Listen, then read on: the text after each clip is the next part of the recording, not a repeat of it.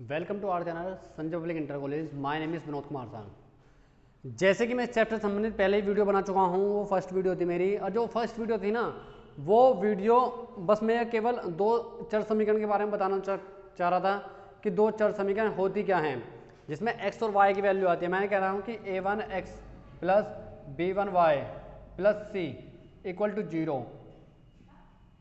मैं कहना चाह रहा हूँ फिर a2x plus b2y plus c2 equal to 0। ठीक है ना, ये दो चर समीकरण है, इसमें x और y की वैल्यू निकालनी होती है। ठीक है बेटा, ये दो चर समीकरण हैं जिसमें x और y की वैल्यू निकालनी होती है, जो x और y को डिनोटेड करती है। ठीक है बेटा, ग्राफ के अनुसार x और y को डिनोटेड करती हैं। ठीक है बेटा, अब देखो इससे संबंधित बस थोड़ी बात छोटी पिछली वाली बात लाते हैं, थोड़ी सी हल्की सी पीछे की बात। जो क्वेश्चन न्यूमेरिकल इस चैप्टर से संबंधित जो 10th में पूछेगा, बोर्ड में पूछेगा, वो 18 नंबर से संबंधित क्वेश्चन आएंगे इससे संबंधित। ठीक है बेटा, मतलब कहने वाला 18 नंबर का वहाँ पे आपको बोर्ड में भी दिखाई देगा वो। ठीक है भाई, जब आपको 18 नंबर का वहाँ पर बोर्ड में दिखाई देगा तो 18 में से 18 मुझे चाहिए ही कि 18 में से 18 कम से कम आपके आए। ठीक है, जिस बच्चे ने ये सोच रखी है कि 90 प्लस करने हैं, जिस बच्चे ने ये सोच रखी है 90 प्लस करने हैं नंबर, तो वो बच्चा वीडियो को जरूर देखेगा, बार बार देखेगा और बार बार समझने की कोशिश करेगा क्या कहना चाह रहे हैं सर, क्या समझा रहे हैं सर। ठीक है बेटा, और जो बच्चा ये सोचेगा ना कि मैथ कुछ नहीं है, मैथ ये सोचेगा ना मैथ कर देंगे ऐसी, तो बच्चा ऐसे ही रह जाएगा बेटा। तो ये कहना चाह रहा हूँ कि वीडियो को बार बार देखें, नहीं एक बार समझ में आ रहा दोबारा देखें, दोबारा समझ में तिबारा देखें। तो वो हालांकि मुझे लगता है कि मैं ऐसे तरीके से समझा रहा हूँ आपको कि जिससे केवल एक ही बार वीडियो देखी तो आपके समझ में आ जाती है।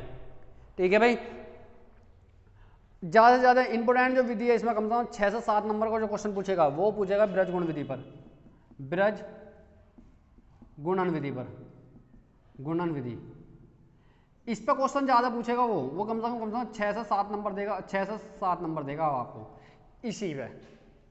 ये ज़्यादा से ज़्यादा इंपोर्टेंट विधि है। ठीक है बेटा, ठीक है, एक्स और वाई की वैल्यू निकालने के लिए। अब इससे संबंधित पहले कुछ और बात बताता हूँ, फिर इनसे संबंधित क्वेश्चन कराऊंगा इनके बारे में।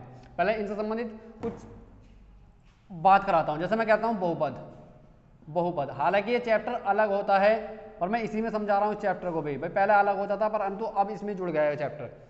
ठीक है, तो बहुपद क्या होता है? जिसके बहुत सारे पद हो, बहुपद का मतलब बहुत पद, जिसके बहुत सारे पद हो। जैसे मैं कहना एक्स प्लस वाई कितने पद हैं? एक और दो।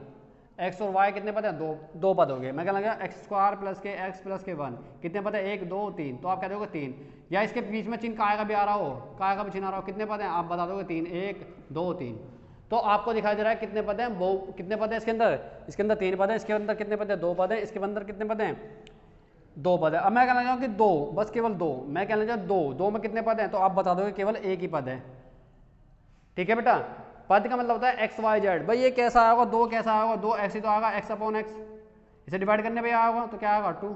तो ऐसे तो आएगा, इसके साथ एक्स डिवाइड हो रहा है, एक्स मल्टीप्लाई में हो रहा है। या किसी की पावर, भाई पद की पावर क्या होगी? पद की पावर 0 होगी, ये जब भी तो आएगा 2। यदि किसी पद की पावर 0 है, ध्यान से सुन लेना, यदि किसी पद की पावर या किसी संख्या की पावर भी 0 है, ठीक है, छोटी बात है जो हम भूल जाते हैं चीजों को। भाई मैं कहना चाह रहा हूं यदि किसी पद की, मैं कहना लगा कि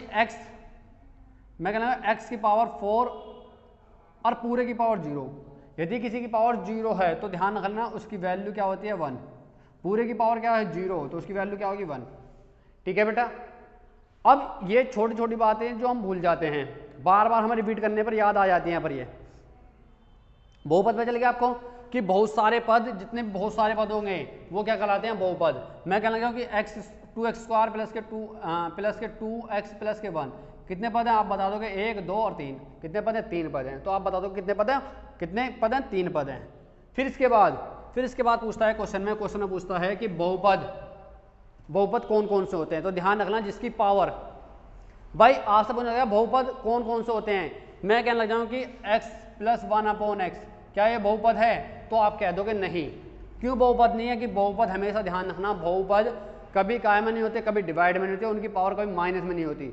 मैं कहना चाह रहा हूँ कि भाई ये क्या होगा? ये तो इसका मतलब तो हो जाएगा ये डिवाइड में एक्स आ जाएगा, क्या बहुपद है? नहीं। तो हम कह सकते हैं कि बहुपद ना तो डिवाइड में होने का ना ही उसकी पावर जीरो होने की, भाई क्या होने की, ना तो उसकी पावर माइनस में होने की और ना ही उसकी पावर रूट में होने की। मैं कहना चाहूँगी कि x की पावर 1/2, x की पावर 1/2 और प्लस 1 क्या है, बहुपद है? तो आप कह दोगे नहीं ये बहुपद नहीं है। कि मैंने एक चीज़ बात कही है कि जो बहुपद होते हैं वो कभी डिवाइड में नहीं होते, उनकी पावर कभी डिवाइड नहीं होती, उनकी पावर जो होती है पॉजिटिव होती है, हमेशा निगेटिव कभी नहीं होती। ठीक है बेटा, बहुपद क्या होते हैं, जिसकी पावर केवल पॉजिटिव हो और कभी उसकी पावर माइनस में ना हो। ठीक है बेटा, वो क्या कहलाते हैं, बहुपद। अब बहुपद कई प्रकार के होते हैं वैसे बहुपद, मैं कहूँगा द्विघात। भाई आपने द्विघात बहुपद ही पढ़ा होगा, द्विघात बहुपद, बहुपद। अब होता क्या है द्विघात बहुपद, जिसकी दो घात हो। क्या तो कहना ना कि x² प्लस के x प्लस के 1, क्या ये प्लस के 1, क्या ये द्विघात बहुपद है? हाँ, आप कह दोगे द्विघात समीकरण भी है। ठीक है ना, द्विघात समीकरण क्या है, x² प्लस के x प्लस के 1। पहचान क्या होती है, ax² प्लस के bx प्लस के c। देखो सिंपल सी पहचान बताऊंगा मैं इसकी, x² y² z² कुछ भी दे देगा यहाँ पर जो देगा ना वो x² y² z², जो यहाँ देगा उसके कोफिशिएंट में जरूर कुछ ना कुछ वैल्यू देगा। कोफिशिएंट का मतलब उसके गुणांक में, x² का गुणांक, यदि आपसे क्वेश्चन पूछता है कि x² का गुणांक क्या है तो आप बता दोगे इसमें क्या है, x² का गुणांक a है। भाई क्वेश्चन में क्या पूछेगा, ax² प्लस के bx प्लस के c दे रखा है, इक्वेशन ये दे दे। अब इक्वेशन देने के बाद इससे पूछेगा कि x² का गुणांक क्या होगा, x² का गुणांक मतलब x के कोफिशिएंट में क्या है, x के कोफिशिएंट में क्या है a, तो a क्या होगा, उसका गुणांक होगा। आप बता दोगे कि x² का गुणांक क्या है, x² का गुणांक क्या है, a है। अब पूछा गया कि x का गुणांक क्या है, आपका x का गुणांक क्या है, x का गुणांक क्या है, b है। आप बता दोगे आराम से। यदि इसमें पावर पूछने लग जाए कि बताइए कि समीकरण ये दे रखी है, इसमें घात पूछने लग जाए, घात इंग्लिश में कहते हैं पावर, तो पावर घात क्या है, 2। सबसे बड़ी पावर क्या होती है, सबसे बड़ी घात जो होती है ना उसे लिख देना बस। वहाँ पे आपको सबसे बड़ी पावर क्या दिखाई दे रही है, 2, तो वही पावर क्या होगी, 2 ही होगी आपकी। तो मैं पहचान बता रहा था किसकी, द्विघात समीकरण की, जिसे बोलते हैं द्विघात समीकरण की पहचान। अब होती क्या है द्विघात समीकरण, भाई मैं बताता हूं कि ax² प्लस के bx प्लस के c, मैं बता रहा हूं ये यहाँ x होगा, मैं बता रहा हूं ये। अब मैंने क्या बोला कि x² के कोफिशिएंट में, भाई x² के कोफिशिएंट में क्या है, a है, प्लस या माइनस का यहाँ पर कुछ भी चिन्ह दे देगा। जो यहाँ दे रखी है ना x, वो यहाँ देगा x, पर अंतर क्या होगा, यहाँ x की पावर 2 दे रखी तो x की पावर आधी देगा उससे, यदि x की पावर 4 दे रखी तो यहाँ x की पावर 2 देगा, कम देगा। ठीक है बेटा, ये होगा। और प्लस यहाँ कॉन्स्टेंट वैल्यू कुछ भी दे देगा, 1 2 3 4 5 जो भी आपकी संख्या दे रखी हो वो संख्या दे देगा आपको। ऐसे भी यहाँ पे भी x के कोफिशिएंट में, x के कोफिशिएंट में कुछ भी संख्या दे सकता है, ऐसे x² के कोफिशिएंट में कुछ भी संख्या दे सकता है। तो वो क्या होती है हमारी आप बता दो क्या क्या समीकरण है, स्क्वायर इक्वेशन है वो। तो आप बता दो कि स्क्वायर ऐसी कौन सी होगी, ऐसी इसमें त्रिघात समीकरण पूछ लेता है, त्रिघात समीकरण। भाई त्रिघात समीकरण भी सेम इसी तरह होती है। यहाँ पर ax³ प्लस के bx² प्लस के cx प्लस के d, ऐसे दे देगा क्वेश्चन। भाई इसमें क्या पहचान है, इसकी क्या पहचान है, इसकी क्या पहचान है कि यहाँ त्रिघात होगी, 3 घात होगी, और फिर क्या क्या क्या क्या चलती रहेगी, डिसेंडिंग ऑर्डर में चलती रहेगी। सबसे बड़ी पावर, फिर छोटी पावर, फिर छोटी पावर, फिर कॉन्स्टेंट वैल्यू, ऐसे दे देगा डिसेंडिंग ऑर्डर में। डिसेंडिंग ऑर्डर को हिंदी में कहते हैं अवरोही क्रम। क्या बोलते हैं, डिसेंडिंग ऑर्डर को अवरोही क्रम, अवरोही क्रम, इसे इंग्लिश में बोलते हैं डिसेंडिंग ऑर्डर। ठीक है बेटा, डी से बना दिया बस ऐसे मैंने। ठीक है, डिसेंडिंग ऑर्डर आपको पता चल गया। अब क्वेश्चन पूछ लेता है कि आरोही क्रम में लिखियो, अवरोही क्रम में लिखियो। क्वेश्चन बहुत बार पूछता है कि बहुपद को आरोही क्रम में या अवरोही क्रम में लिखो, तो आपको अवरोही क्रम का मतलब पता चल गया। अवरोही क्रम मतलब घटता हुआ क्रम, और आरोही क्रम, आरोही क्रम का मतलब क्या होता है, बढ़ता हुआ क्रम। यहाँ लिख लेना बढ़ता हुआ क्रम, बढ़ता हुआ क्रम। जैसे कि मैं कहना चाहूँ कि एक के बाद 2 आएगा, 2 के बाद 3, 3 के बाद 4, 4 के बाद 5, 5 के बाद 6, ये बढ़ता हुआ क्रम है। अब ये कौन सा क्रम होता है, आरोही, जिसे बोलते हैं असेंडिंग ऑर्डर, इसे बोलते हैं डिसेंडिंग ऑर्डर। अब अवरोही क्रम क्या होता है, घटता हुआ क्रम, जैसे कि 6, 5, 4, 3, 2, 1, ये कैसा क्रम है, ये कैसा क्रम है, अवरोही क्रम। परंतु यदि बहुपद में दे रखा है, तो बहुपद में ध्यान सुन लेना, बहुपद में दे रखा है तो बहुपद में कुछ ज़्यादा इतना डिफरेंस नहीं है कि सबसे पहले करनी है, फिर पावर वाली, जिसकी पावर सबसे बड़ी होगी भाई डिसेंडिंग ऑर्डर में क्या करोगे, डिसेंडिंग ऑर्डर में जिसे कहते हैं हिंदी में कहते हैं क्या, अवरोही क्रम। डिसेंडिंग ऑर्डर में क्या करोगे, जिसकी बहुपद में सबसे बड़ी पावर होगी ना, पावर सबसे बड़ी होगी उसे पहले लिखेंगे, फिर उससे छोटी पावर, फिर उससे छोटी पावर, फिर उससे छोटी पावर, फिर उससे छोटी पावर, फिर सबसे लास्ट में क्या लिखे जाते हैं, क्वेश्चन वैल्यू तो क्वेश्चन वैल्यू, और सबसे छोटी पावर बच रही है तो छोटी पावर वाली। यदि किसी की पावर नहीं दे रखी तो जो बच रहा है ना बाकी वो लिख देते हैं। आरोही क्रम में क्या करते हैं, पहले से छोटा फिर बड़ा फिर बड़ा फिर बड़ा फिर बड़ा, ये कैसे क्रम में करते हैं, आरोही क्रम, जिसे बोलते हैं असेंडिंग ऑर्डर।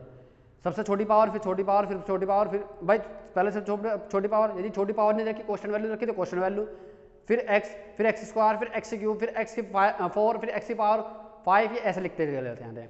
तो आपको समझ में आ गया आरोही क्रम अवरोही क्रम, ठीक है बेटा। अब इनसे संबंधित क्वेश्चन कैसे पूछता है ये मैंने बता चुका हूँ मैं आपको, कि यह क्वेश्चन ऐसा पूछेगा कि बहुपद दे देगा और उनसे संबंधित क्या पूछेगा, पावर पूछ लेगा, या तो इनकी पावर पूछ लेगा, या उसे आरोही क्रम में या अवरोही क्रम में पूछ लेगा कि आरोही क्रम में और अवरोही क्रम में कैसे पूछते हैं। अब मैं क्वेश्चन कह रहा हूं कि 3x की पावर 4 प्लस के 5x की पावर 5 प्लस के 3x स्क्वायर प्लस के 4x प्लस के 1।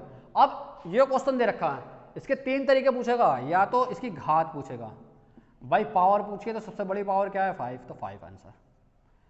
आरोही क्रम में पूछा, आरोही क्रम इसे बोलते हैं असेंडिंग ऑर्डर।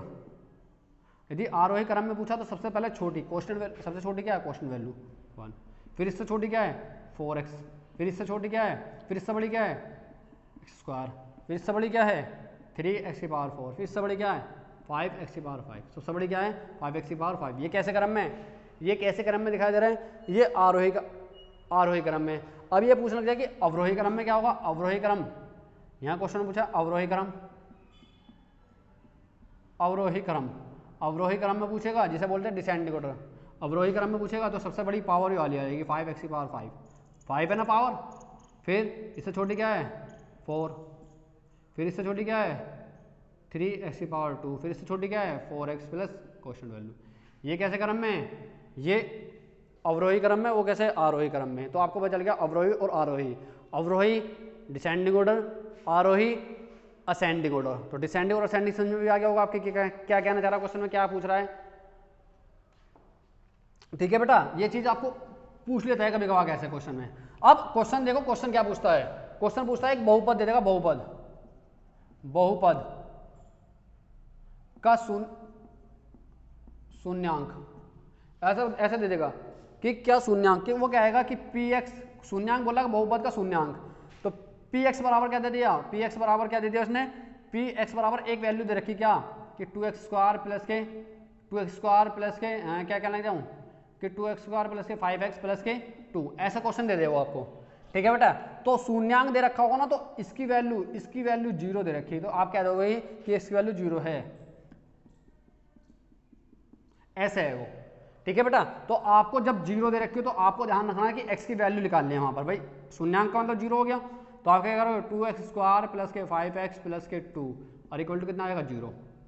अब यहाँ पे x की वैल्यू निकालनी है, बस आपको कैसी स्क्वायर इक्वेशन दिखाई दे रही, स्क्वायर इक्वेशन की पहचान मैंने बताई थी कि एक्स स्क्वायर कोएफिशिएंट में कुछ ना कुछ देगा, फिर यहाँ प्लस या माइनस कुछ भी देगा, फिर जो यहाँ एक्स स्क्वायर दे रखा होगा वही यहाँ आधा दे रखा होगा, यहाँ एक्स स्क्वायर दे रखा तो यहाँ पावर क्या दे रखी होगी उससे आधी, यहाँ 2 है तो 1 दे रखी होगी, प्लस क्वेश्चन वैल्यू कुछ ना कुछ दे रखी होगी।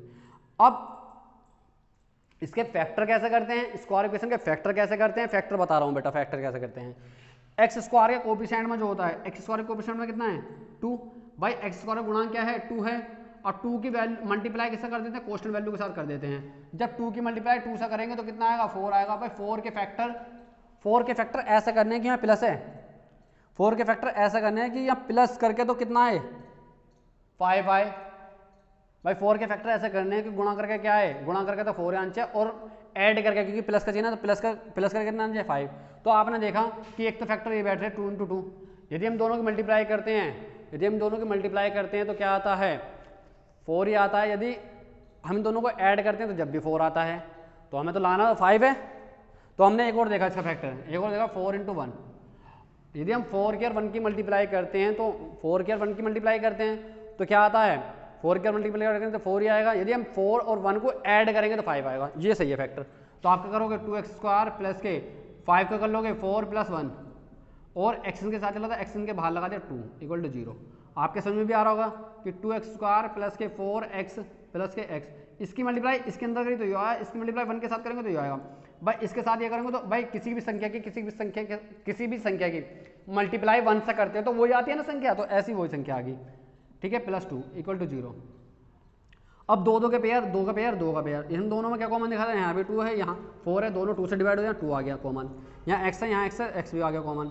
जब इसमें से 2 ले लिया कॉमन, x ले लिया कॉमन, भाई 2x थे तो 1x तो बचा आपका, प्लस इन दोनों में 2 तो ले लिया आपने कॉमन, बचा कितना, 2 तो बचा यहाँ पे आपका, और x भी ले लिया कॉमन तो 2 ही बचा आपका। जब x यहाँ है, यहाँ x है परंतु यहाँ x तो नहीं है, यहाँ 2 है, यहाँ 2 तो नहीं है, जब दोनों में कुछ कॉमन ना दिखाई दे, जब दोनों में कुछ कॉमन दिखाई दे तो 1 कॉमन होता है, ठीक है, ध्यान रख लेना, 1 + 2 आ जाएगा।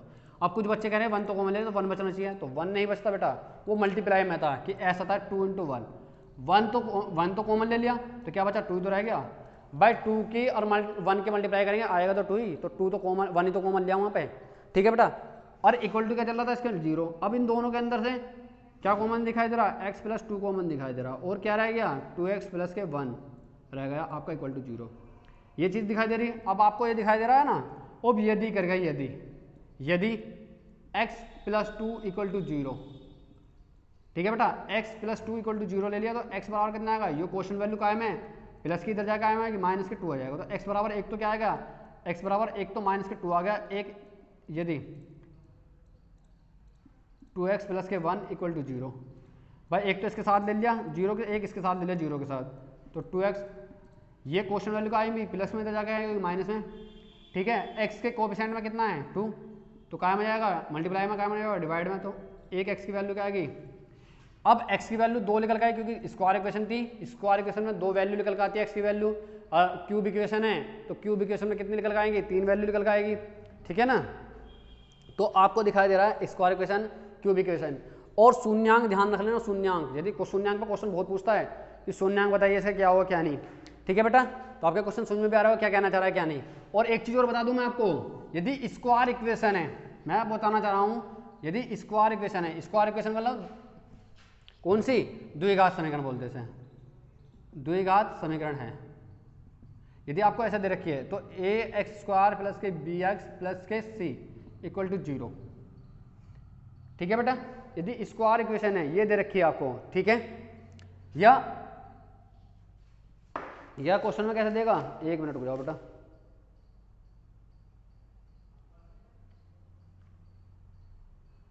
ये क्वेश्चन में यहाँ शून्यांक बोल देगा, क्वेश्चन में खुद ही क्या क्या है, ठीक है ना, शून्यांक है, इसके इक्वालिटी में क्या है शून्यांक। अब क्वेश्चन में शून्यांक दे रखा है, x की वैल्यू 2 होती है भाई, इसके मूल भी 2 होते हैं, मूल जो होते हैं अल्फा और बीटा होते हैं, स्क्वायर इक्वेशन के जो मूल होते हैं वो अल्फा और बीटा होते हैं। यदि क्यूब इक्वेशन है तो क्यूब इक्वेशन है तो जो उसके मूल होंगे वो होंगे 3, यदि क्यूब इक्वेशन होती, यदि ऐसा ये त्रिघात समीकरण होती, त्रिघात समीकरण होती तो उसके 3 मूल होते हैं, क्या होता है ax² + के bx + bx² + के cx + के d = 0। यदि त्रिघात तो उसके मूल क्या होते हैं, मूल अल्फा, बीटा और गामा आ जाता वहाँ पर, ठीक है बेटा। स्क्वायर इक्वेशन है तो 2 मूल होंगे, क्यूब इक्वेशन है तो 3 मूल होंगे, ठीक है बेटा, ये चीज़ समझ में भी आ रही होगी आपको, ठीक है। अब क्वेश्चन क्या पूछा, क्वेश्चन कैसा पूछता है, क्वेश्चन के तरीके से पूछेगा, क्वेश्चन कैसा पूछा जा रहा है, ठीक है बेटा। अब वो कह रहा है एक स्क्वायर इक्वेशन है तो उनके मूलों का योगफल ज्ञात करो, भाई मूलों का योगफल, यदि क्वेश्चन पूछा कि मूलों का द्विघात समीकरण देखिए, मूलों का योगफल, तो मूलों का योगफल क्या है, मूल कितने थे अल्फा और बीटा, तो अल्फा + बीटा बराबर क्या पूछा जाएगा, अल्फा + बीटा बराबर, यदि अल्फा और बीटा बराबर पूछा है, ठीक है ना, मूलों का योगफल पूछा है तो क्या कर दोगे, माइनस के x का गुणांक और अपॉन x² का गुणांक। कहने का मतलब मेरा यह है कि अल्फा + बीटा जो बराबर होता है, जो मूलों का योगफल जो बराबर होता है माइनस के b/a होता है। और यदि मूलों का गुणनफल पूछ लें, क्या पूछा है क्वेश्चन, मूलों का गुणनफल का मतलब गुणा, कि अल्फा और बीटा बराबर पूछे तो क्या करोगे, c/a कर लेना बेटा। देखो दोनों चीज बता दी मैंने आपको कि मूलों का योगफल पूछे तो जब बता दोगे, मूलों का गुणनफल पूछे तो जब बता दोगे आप, ठीक है। एक्स स्क्वायर का गुणांक पूछे, एक्स स्क्वायर का गुणांक, एक्स स्क्वायर गुणांक क्या होगा ए, तो आप वही बता दो क्या क्वेश्चन पूछना है, कह रहा है क्या क्या। ठीक है बेटा, एक क्वेश्चन देखो इसी पे संबंधित एक क्वेश्चन, वो कह रहा है क्वेश्चन, एक क्वेश्चन देखो बेटा, इस पे क्वेश्चन इसी संबंधित एक क्वेश्चन, कैसा क्वेश्चन पूछता है,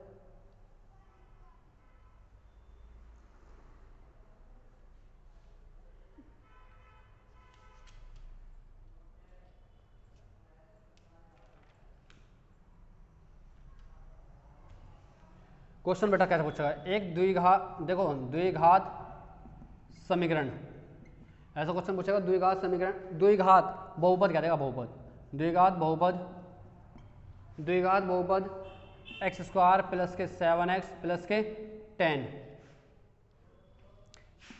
के शून्यांक ज्ञात करो, ज्ञात कीजिए और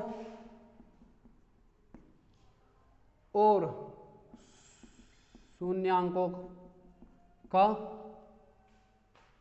गुणांकों के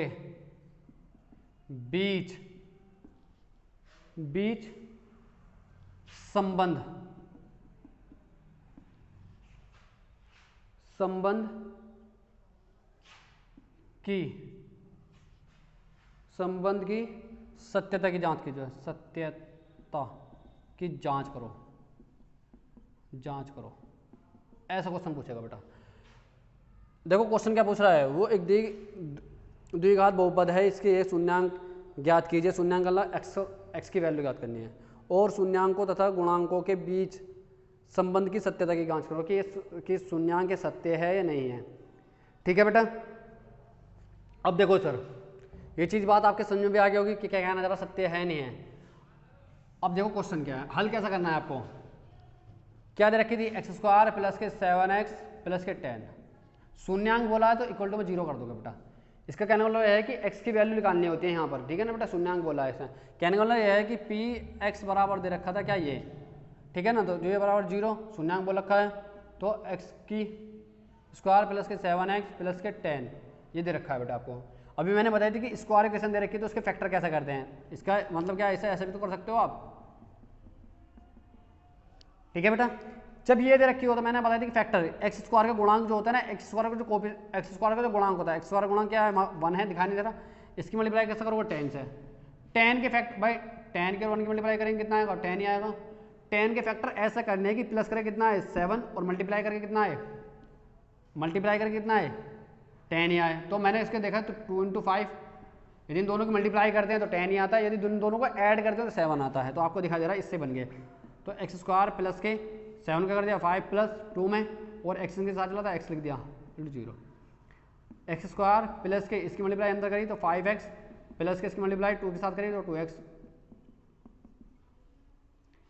अब दो के पेयर, इसमें 2 के पेयर बना ले, इसमें 2 के पेयर, इन दोनों में क्या कॉमन दिखा रहा है, यहाँ x है, यहाँ x है, x भी कॉमन दिखा देगा, ये क्या रह गया x रह गया 1 प्लस x तो कॉमन ले लेगा, बचा कितना 5, इन दोनों में क्या कॉमन दिखा दे रहा है 2, क्योंकि 2 से डिवाइड 2 भी हो जा और 10 भी हो जा, तो दोनों 2 से डिवाइड हो रहे हैं, तो आपका क्या दिखा दे रहा है x प्लस 5, 2 से डिवाइड करा तो 5 बचा इक्वल टू 0। दोनों के अंदर क्या कॉमन दिखाई दे रहे हैं, x प्लस 5 कॉमन दिखाई दे रहा है, और क्या रह गया x प्लस 2 रह गया, इक्वल टू कितना चल रहा है 0। ठीक है बेटा, समझ में आ रहे होगे आपके, ठीक है। और एक चीज और बता दूं मैं आपको, जब स्क्वायर इक्वेशन दे रखी हो, क्या दे रखी हो स्क्वायर इक्वेशन दे रखी थी हो भाई, द्विघात समीकरण दे रखी, द्विघात समीकरण की पहचान जब आप इसके फैक्टर करते हो ना तो सेम आते हैं। देखो यहाँ क्या है x प्लस 5 यहाँ भी है, x प्लस 5 यहाँ भी है, दोनों सेम आने चाहिए, ठीक है बेटा। यदि आपके सेम नहीं आ रहे तो आपने क्वेश्चन में गलती कर रखी है। अब यदि करके यदि x प्लस 5 इक्वल टू 0 तो x बराबर कितना आएगा, इधर बढ़ जाएगा -5, और यदि x प्लस 2 बराबर कितना आएगा 0 तो x बराबर कितना आ जाएगा -2। तो आपको पता चल रही है कि x की वैल्यू क्या निकल गई, x के मान 2 निकल गए, x के मान क्या निकल गया, एक तो -5 आ रहा है, एक -2 निकल आ रहा है। तो स्क्वायर इक्वेशन है, स्क्वायर इक्वेशन में क्या निकलते हैं, 2 दो शून्यांक निकलते हैं, दो शून्यांक निकाल दिया आपने, दो शून्यांक क्या है माइनस के 5 और माइनस के 2 है, दो शून्यांक निकल के आ गया आपके। अब वो कह रहा है सत्यता की जांच करो ये सही है ये गलत है। सत्यता की जांच कैसे करोगे, मूलों का योग और मूलों का गुणनफल समान होने चाहिए। अब देखो कैसे समान करोगे, मैं कह रहा हूं आपको पता है मूलों का योगफल बराबर क्या होता था माइनस के बी अपॉन ए बताया था। अब मूलों का योगफल क्या था ए प्लस बी बराबर कितना था माइनस के बी अपॉन ए, यही तो था समीकरण क्या दे रखी थी, समीकरण दे रखी थी एक्स स्क्वायर प्लस के 7x प्लस के 10 और इक्वल टू 0, ये तो चल रहा था। आपने x की वैल्यू शून्यांक यही तो है, इसके तो है ये, मान लो ये माइनस के 5 है और प्लस के कितना माइनस के 2 है, इसके शून्यांक वाला दोनों इक्वल टू में आ जाना चाहिए, यो भी हो और यो बराबर आना चाहिए। यदि ये दोनों बराबर आने सत्य है, यदि दोनों बराबर नहीं आ रहे सत्य तो नहीं है। तो माइनस के बी की वैल्यू क्या थी, बी की वैल्यू 7 थी और ए की वैल्यू कितनी थी 1। भाई यहाँ पे ए एक्स स्क्वायर प्लस के बी एक्स प्लस के सी इक्वल टू 0 कंपेयर कर दोगे तो ए बराबर आपको 1 आ जाएगा और बी बराबर कितना आ जाएगा 7 आ जाएगा और सी बराबर कितना आ जाएगा 10 आ जाएगा। ठीक है बेटा, आपने रखा माइनस के 5 प्लस माइनस क्या होता है माइनस होता है माइनस के 2 इक्वल टू माइनस के 7, इन दोनों में दिखा दे रहा माइनस के 7, भाई माइनस माइनस होता है प्लस है, चिन्ह किसका आता है माइनस के, दोनों को ऐड कर दिया 7 आ गया, अब चिन्ह किसका लगा दिया माइनस का और ये माइनस के 7 चल रहा, दोनों आप दिखाई दे रहे होगे कि दोनों सेम हैं। ऐसे क्या करोगे, मूलों का गुणनफल भी तो कर सकते हो कि अल्फा और बीटा भी कर सकते हो आप, तो क्या होता है सी अपॉन ए, आपको पता है कि इसका मान कितने माइनस के 5 और इसकी वैल्यू कितनी दे रखी थी माइनस के 2, गुणनफल है बेटा ये, ठीक है ना। सी की वैल्यू क्या थी, सी की वैल्यू आपको पता है 10 थी, ए की वैल्यू कितनी थी 1, अब इन दोनों की माइनस के 5 मल्टीप्लाई माइनस के 2 इक्वल टू 10, माइनस से माइनस कट गया क्योंकि माइनस से माइनस कट गया था क्योंकि मल्टीप्लाई में माइनस माइनस है, और माइनस के बाद 7 मल्टीप्लाई करोगे तो प्लस क्या आएगी, तो दोनों कट कर कितना आएगा 10 10। तो आपको दिखाई दे रहा है कि सत्यता ये सही हैं। आपके क्वेश्चन समझ में भी आ रहे हो क्या कहना चाह रहा हूँ मैं क्या नहीं, एक एक चीज़ डीपली से समझाइए मैंने क्या समझा रहा हूँ क्या नहीं, हर एक टॉपिक के बारे में मैं डीपली बढ़ा रहा हूँ आपको कि कैसे क्वेश्चन पूछता है, क्या क्वेश्चन पूछता है, कैसे क्वेश्चन आएंगे वहाँ पर आपके बोर्ड में और कैसे आपको आंसर देना है और कैसे क्वेश्चन पूछेगा वो आपको। इस चैप्टर से संबंधित कम से कम 18 नंबर का आपको मिलेगा, 18 से 20 नंबर का मिलेगा जिसमें चॉइस भी मिलती है आपको। ठीक है बेटा, 18 नंबर तो मिनिमम मिलेंगे ही आपको और चॉइस के अनुसार तो दे देगा वो कम से कम 20-25 नंबर का, 25 के आसपास दे देगा चॉइस के अनुसार। ठीक है, तो आपको 18 नंबर का वहाँ बोर्ड में करके ही आना है। आपके क्वेश्चन समझ में भी आ रहे हो क्या है क्या नहीं। और यदि आपके बहुपद समझ में नहीं आ रहे हैं, यदि आपके बहुपद समझ में नहीं आ रहे कि ऐड कैसा कर रहे हैं और मल्टीप्लाई कैसा कर रहे हैं, तो फर्स्ट वीडियो को जरूर देख लें। मेरी बिल्कुल जो फर्स्ट वीडियो थी जो अलजेब्रा से संबंधित वीडियो थी उसे जरूर देख लें बेटा। जब तक आप उस वीडियो को नहीं देखोगे, जब तक ये समझ में नहीं आने का, मैं खुद बता रहा हूँ आपको। ठीक है, तो क्वेश्चन कैसा पूछेगा और कैसा आपको आंसर देना है वो आपको समझ में भी आ गया होगा कैसे कैसे नहीं। एक क्वेश्चन और देखो इसी पे, एक क्वेश्चन देखो और इसी पे कि क्वेश्चन कैसा पूछेगा कैसे नहीं। एक और क्वेश्चन देख लो बेटा, वो क्वेश्चन कह रहा है एक बहुपद, यदि बहुपद देखो क्वेश्चन क्या कह रहा है कि यदि बहुपद ए एक्स स्क्वायर माइनस के 6x माइनस के 6 के शून्यांकों का गुणनफल शून्यांकों का गुणनफल 4 है तो ए का मान ज्ञात करो। क्वेश्चन ऐसा पूछता है और ये कम से कम 2 नंबर आपको देकर जाता है क्वेश्चन में। वो कह रहा है यदि बहुपद ax स्क्वायर माइनस के 6x माइनस के 6 के शून्यांकों का गुणनफल, शून्यांकों का बोल रहा है, देखा ध्यान रखना, शून्यांकों का गुणनफल कितना है 4 है, तो a का मान ज्ञात करो। ठीक है बेटा, अब क्वेश्चन में कुछ नहीं है, क्वेश्चन में घबराने की बात बिल्कुल नहीं है भाई। आपको पता है स्क्वायर इक्वेशन है, ये स्क्वायर इक्वेशन में क्या होंगे, 2 मूल होंगे अल्फा और बीटा, आपको पता है। अब वो कह रहा है इनका गुणनफल क्या रखा है, अल्फा गुणा बीटा बराबर क्या है भाई, अल्फा गुणा बीटा बराबर क्या होता है आपको पता है माइनस के अल्फा और बीटा क्या होता है सी अपॉन ए होता है। मैंने बताया था इससे पहले फॉर्मूला आपको कि अल्फा गुणा बीटा, भाई गुणांक दे रखा है ना, गुणनफल शून्यांक का गुणनफल, शून्यांक क्या थे अल्फा और बीटा का गुणनफल कितना दे रखा था 4 दे रखा था, ये 4 रख दे दी यहाँ पे। सी की वैल्यू क्या थी भाई, इससे कंपेयर करोगे ए एक्स स्क्वायर प्लस के बी एक्स प्लस के सी, इससे कंपेयर करोगे इसकी ठीक है बेटा। जब इसकी कंपेयर करोगे तो आपको पता है ए तो ए के बराबर ही आ रहा है आपको, तो ए के इसे कैपिटल मान लो ना फिर, ठीक है बेटा, इसे भी कैपिटल मान लियो फिर, क्योंकि जिससे दिक्कत ना पड़े आपको। यहाँ पे कैपिटल रख लियो सी अपॉन ए कैपिटल। आपको सी की वैल्यू क्या है -6 आपको दे रखी है रही भाई। यहाँ से क्या निकल जब कंपेयर करोगे तो ए बराबर कैपिटल ए बराबर क्या आ जाएगी स्मॉल ए, कैपिटल बी बराबर क्या आ जाएगी -6, कैपिटल सी बराबर क्या आ जाएगी -6। वैल्यू रखी, सी की वैल्यू क्या थी -6, ए की वैल्यू क्या थी ए थी जी, आपको पता है। तो ये कायम है डिवाइड में, कायम हो जाएगा मल्टीप्लाई में, तो 4a बराबर कितना आएगा 6 आ जाएगा माइनस के। तो आप कह सकते हो कि a बराबर क्या आ जाएगा -6/4 आ जाएगा भाई।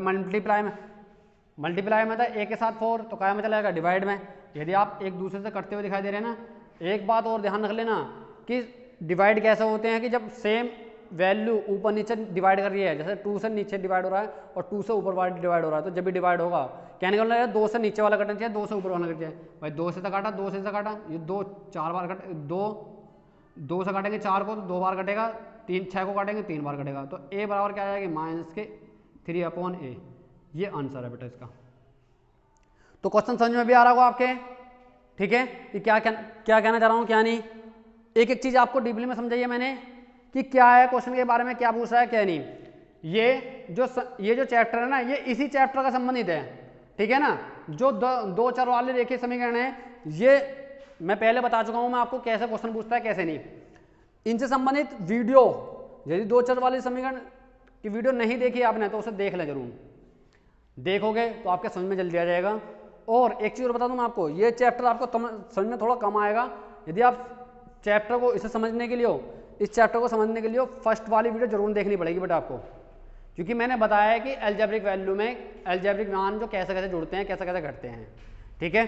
तो आज की वीडियो को केवल यहीं तक रखता हूं मैं आपको,